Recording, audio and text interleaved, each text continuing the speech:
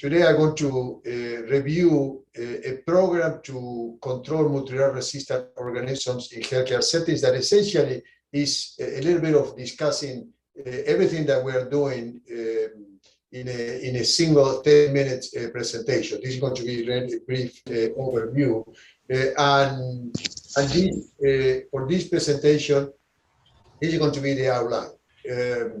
And the first consideration is we know that multidrug-resistant organisms in the hospital setting cause a different type of infection, but we want to simplify everything in a single pathogenesis.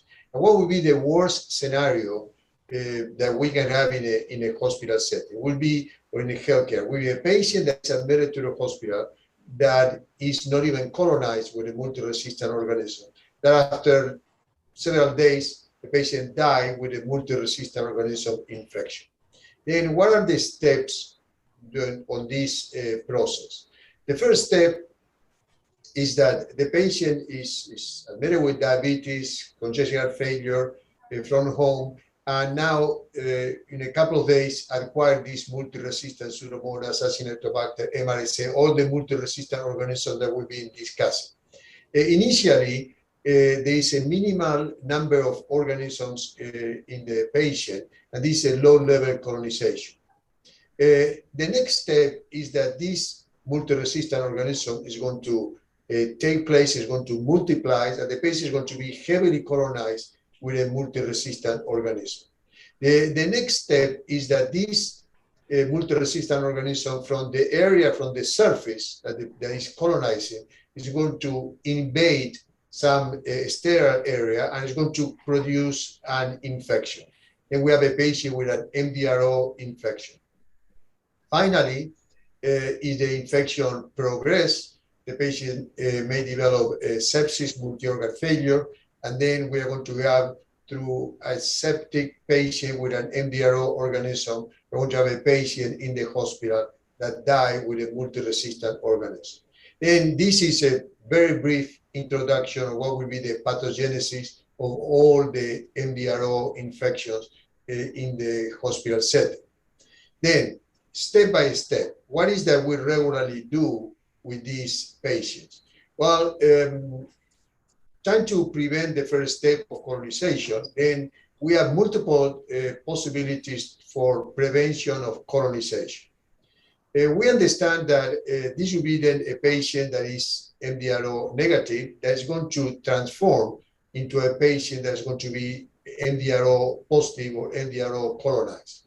And the patient that is MDRO negative is going to acquire the MDRO infection either through a healthcare personnel, through another patient that is MDRO positive, or through an object in the environment, meaning that the environment is going to be essentially with an MDRO, and this can move to the patient. These are the three most likely considerations in the hospital setting.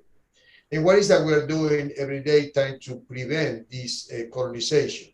And we know that improved hand washing is a critical element to try to break from healthcare personnel to the patient. We discussed in prior ground rounds hand washing with soap and water and alcohol-based where these are indicated. And there are multiple guidelines for hand hygiene in healthcare settings. And this will be at this level.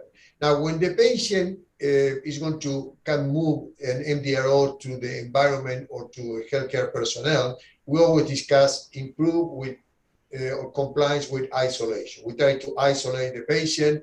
We know about the different types of precautions. Usually multidrug-resistant organisms in the hospital setting, either they move through contact, through droplets, or airborne. There are these three possibilities, even though the most common mode of transmission and an MDRO to another patient is going to be through contact.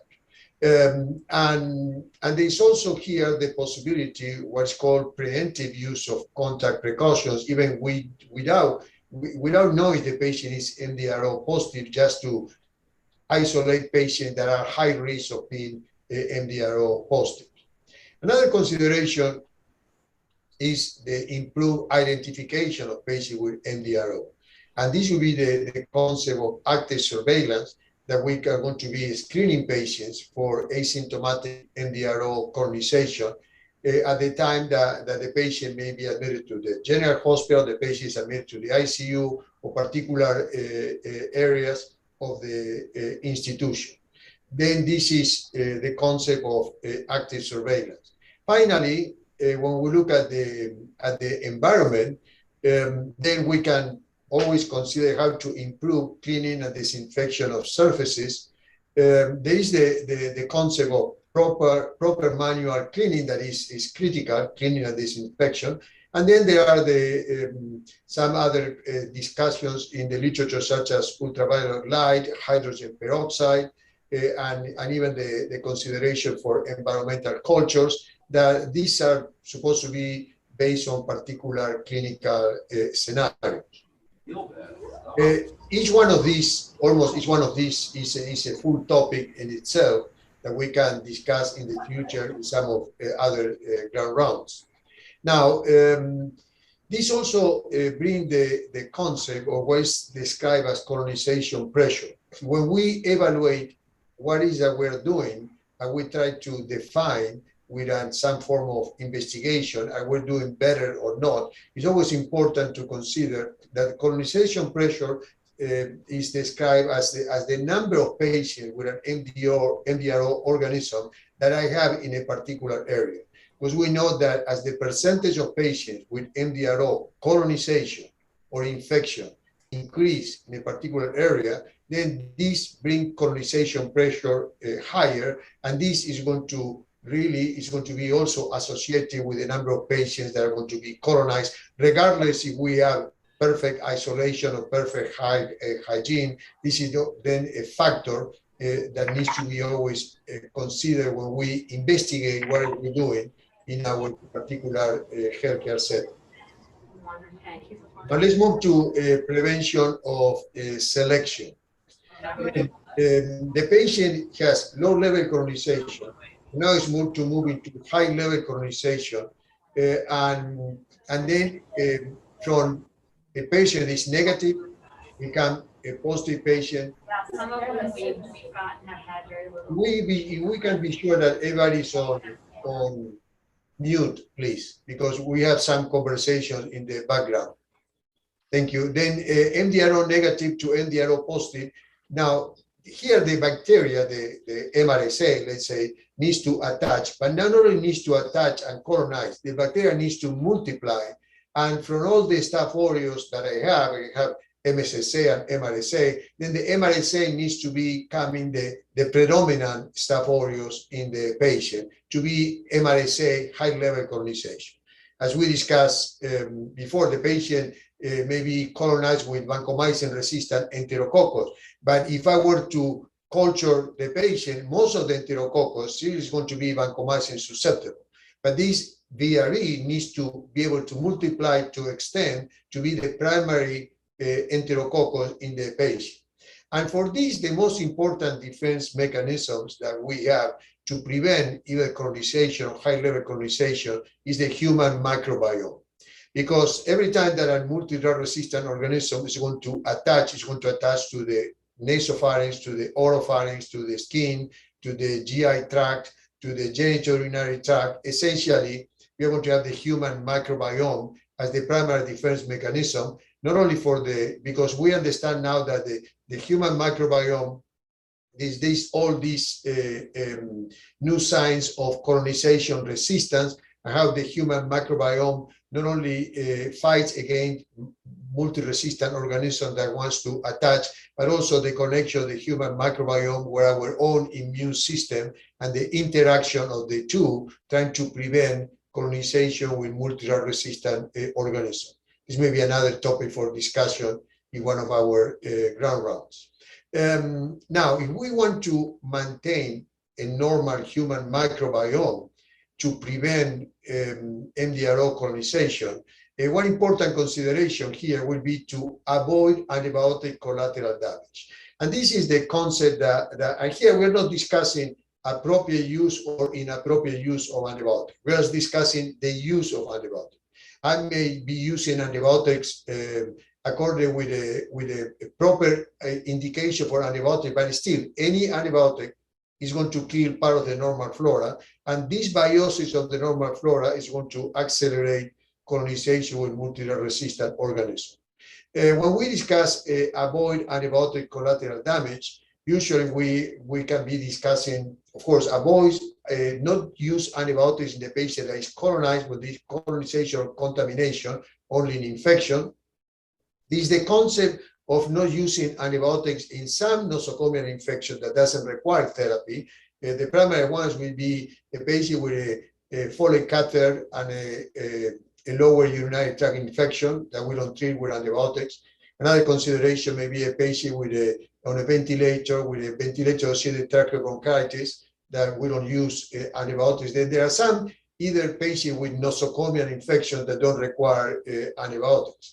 Optimization or de-escalation of therapy, that this may be another topic for discussion in our grand rounds, as well as decreased duration of antibiotic therapy, as we are that in the past we tend to use antibiotics for a long period of time, and now we can decrease duration of therapy for particular infection and avoid antibiotic collateral damage. Another consideration when we have a patient that is colonized is all the literature on the area of decolonization of patients. Then the patient was able to be colonized. Now, how can we move the patient to be MDRO negative? And here, the literature describes the possibility of bathing patient with chlorhexidine, the intranasal mupirocin, the selective oropharyngeal decontaminations in plenty of the MDRO organisms are going to attach first to the oropharynx, or the selective digestive decontamination, because sometimes the organisms are going to be in the stomach or the small bowel as the first way to attach, to colonize the patient in the hospital setting. Now, another consideration here is the active surveillance after hospitalization. If we do surveillance, active surveillance at the time of hospitalization, we're going to know the patient that arrived to the hospital with an MDRO organism. Now, the way to know the patient that moved from negative to positive is to keep doing surveillance, let's say every 5 days, once a week, to identify patients that now are colonized with an MDRO organism. And sometimes through active surveillance, we can even identify multiple patients that became colonized with an MDRO organism. And this brings the concept that we may be doing outbreak investigations, not of patients infected with an MDRO organism. We may be doing an outbreak investigation of a large number of patients that became colonized with an MDRO organism in the institution. Prevention of infection. And here, then now, the patient is heavily colonized with an MDRO pathogen. Now, still, the MDRO is going to be living with our microbiome and it's going to be outside of the body, just colonizing surfaces. When the MDRO moves inside, we have the healthcare-associated infection. Here I put, for instance, no MDRO ventilator-associated pneumonia, MDRO bloodstream infection, MDRO urinary tract infection, surgical wound infection, and we can go through the list of healthcare-associated infections. Some of these infections, we favor the infection because we do something to the patient, either the endotracheal tube, the central venous catheter, the bladder catheter. Then what do we have in the institutions to prevent healthcare-associated infection? And this is another area that has, we have an extensive amount of literature in the concept of the care bundles. The concept that we essentially looking at best practices, evidence-based practices, we put all these practices together, 3 to 5 usually, and essentially with these 3 to 5 practices, we have then a healthcare-associated care bundle. Another consideration here is the concept of outbreak investigation, or sometimes we may have a patient with an MDRO infection that the patient just have only one MDRO infection. There is discussion, is this an outbreak, it's not an outbreak? Well, we can always do an epidemiological investigation, consider always the baseline or the endemic levels of the disease. And this will be preventing infection in a patient with an MDRO colonization. Then we're going to the to the different things that we can do trying to prevent colonization, and now we have prevention of poor outcomes. Then we went through, the patient became colonized, the patient has a high level colonization, meaning that we fail with the prevention of colonization, we fail with the prevention of selection, and we fail with the prevention of infection. Now, the risk for colonization, as we mentioned, the prevention of selection, you can see that, for instance, prevention of selection, appropriate antibiotic use trying to decrease collateral damage is primarily related to our hospital antimicrobial stewardship program. Prevention of colonization, we have infection control. Now, here we are discussing the patient has an infection. How do we prevent the poor outcome? How do we prevent the death of a patient? Every MDRO infection, if we were to simplify this, every MDRO infection is going to move into, the patient is going to move into sepsis, multi-organ dysfunction syndrome. This is the full pathophysiology of sepsis, and the patient is going to die. Now, the management of an MDRO infection, we have guidelines for management of MDRO infection. Then, for instance, we have the management may be for the particular infection. In this case, for instance, hospital-acquired infection, pneumonia, ventilator-associated pneumonia. We have guidelines from the ATS, IDSA. But we also have guidelines for the antibiotic management of particular MDRO infection. For instance, we have IDSA guidelines for the treatment of antimicrobial resistant gram-negative infection. This is another area that having a strong antimicrobial stewardship program is important to facilitate the optimal use of MDRO antimicrobial therapy. And this applies not only to bacteria, but also to fungi and other infections in the hospital setting. We mentioned that the MDRO infection, the patient is going to move into sepsis. Then here is going to be important to have guidelines for the management of sepsis. We have international guidelines, for instance, in the Surviving Sepsis campaign, but here also, for instance, CMS has severe sepsis and septic shock early management bundle. Then we discussed the care bundles to prevent healthcare-associated infection. These should be care bundles for the management of healthcare-associated infection. In the case of the CMS, is care bundles for early detection and early management of the patient with sepsis that may be due to any MDRO healthcare-associated infection. Then, what would be the last step in this process? Then we mentioned the patient may die in the hospital due to an MDRO infection. And now we move into the concept of a Sentinel event. Then we know that any patient that died in the hospital, and this was not something that was expected, the patient died unexpected, and we have the two considerations here. The patient may die due to an MDRO infection, or the patient may die with an MDRO infection. The MDRO antimicrobial program is going to probably evaluate primarily the patient that died when the death is related to an MDRO infection. Regardless, any unexpected death will require a root cause analysis. This should be the root cause analysis that infection prevention program, antimicrobial stewardship program, hospital epidemiology will need to evaluate.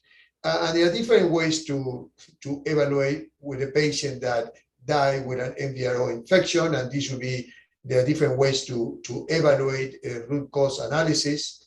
These are some of the techniques. Usually it's recommended that the team is familiar with one technique.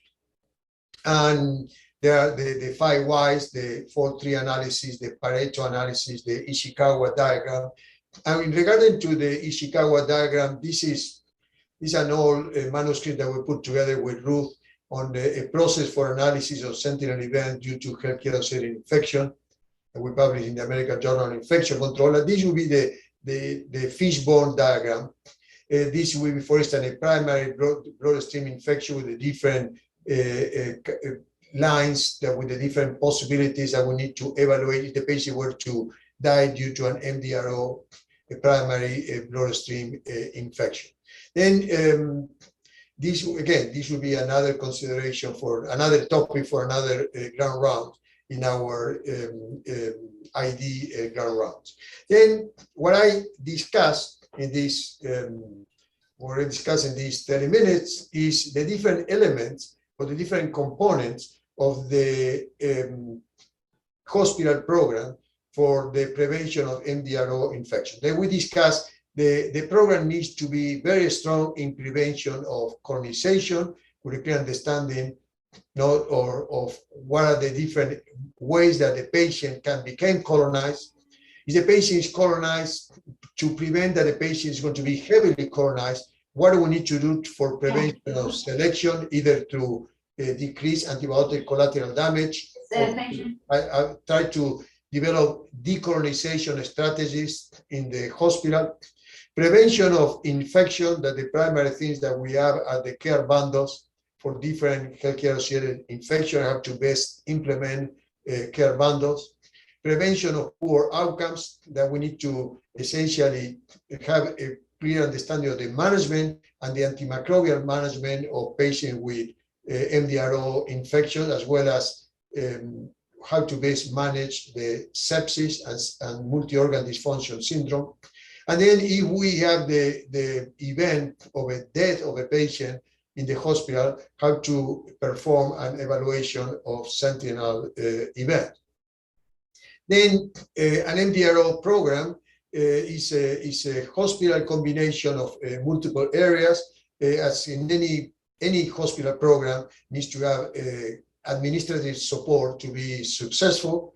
When we discuss multidrug-resistant organisms, we need to have a state-of-the-art microbiology, because every time that we are going to do an epidemiological investigation of an outbreak, we need to be able to recognize the resistant patterns of the organism. Sometimes we need to study the organism genetically and do fingerprinter to define if we have multiple patients colonized with an MRSA, or multiple patients colonized with a multi-resistant Pseudomonas. Are we discussing with the same Pseudomonas that is moving around? We need to have a strong antimicrobial stewardship with specialized clinical pharmacists with good knowledge of antimicrobial stewardship. We need to have an optimal infection control, because we mentioned the importance of the different areas of infection control. And healthcare epidemiology that brings to the table really the consideration. We are going to be doing a lot of epidemiological investigations at different levels. What is the best study design to perform an epidemiological investigation? What is the best statistical methodology to analyze the data, to bring data into information? And also the concept that even in infection control, antimicrobial stewardship, statistical significance is not the same as clinical significance. We need to have a clear understanding of the pathogenesis. Here I make at the beginning a 2-minute presentation of the pathogenesis of an NDRO infection, but in reality the pathogenesis we understand is different. The patient has a ventilator-associated pneumonia all the way to healthcare-associated meningoencephalitis. We need to understand the pathogenesis for the different healthcare-associated infections to define what are going to be the most clinically relevant interventions. Then I also want to mention that our Norton Infectious Diseases Institute was obtained funding from the CDC, primarily the Kentucky Department of Public Health. And this concept that we are implementing here at Norton Healthcare, we are going to disseminate some of this through Kentucky, and Ruth Carrico is the lead person of our infection control education and training throughout Kentucky. And Ashley Wild is our lead person from the antimicrobial stewardship interventions and education that we're going to perform through Kentucky, with the idea of trying to decrease multidrug-resistant organisms infections in different healthcares in the state. With this, thank you very much for your attention. I already have my 30 minutes allowed for the presentation, and we are going to open the floor for comments and questions.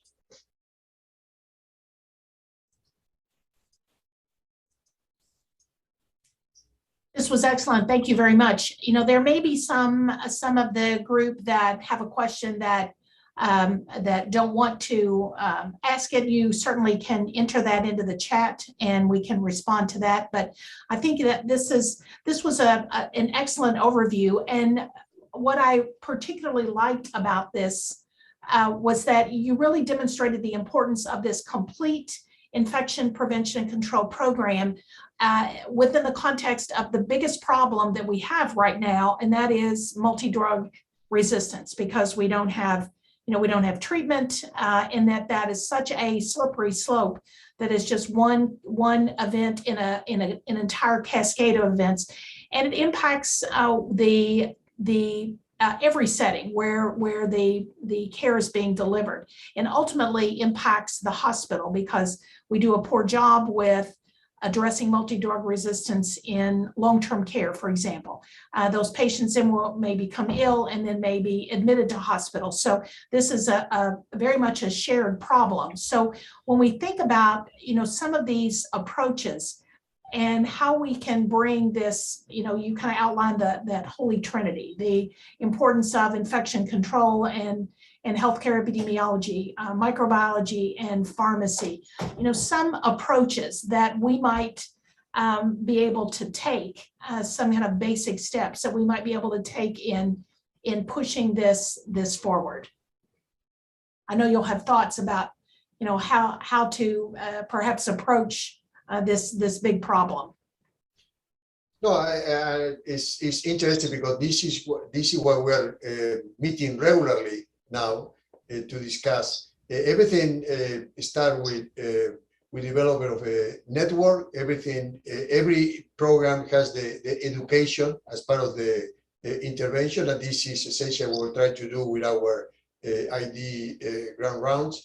It's critical to develop a team. Because if we are going to be working in isolation, it's not going to be possible. Antimicrobial stewardship, microbiology, infection control, hospital epidemiology, everybody's supposed to be around the table.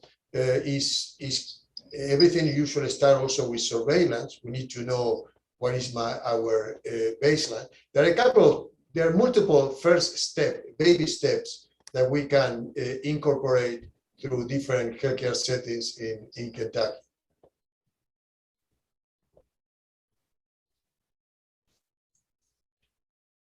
And as I mentioned, I probably touched 10 different topics that may be topics for Grand Rounds in one of these, because each one of these topics needs to be essentially expanded. Do you have the Ruth, are you checking to see if there's anything on the chat? Yeah, but I don't have anything in the chat, and if people have questions, I know I was thinking of Alan Junkins when he was there. We said, okay, we have a lead for education, we have a lead for the pharmacy component. You talked about the importance of having state-of-the-art. So Dr. Junkins, we may be calling on you to be the face for some of the microbiology in the demonstration of what is state-of-the-art microbiology. What does that look like in bringing the information from microbiology to back to the whole program? So stay tuned.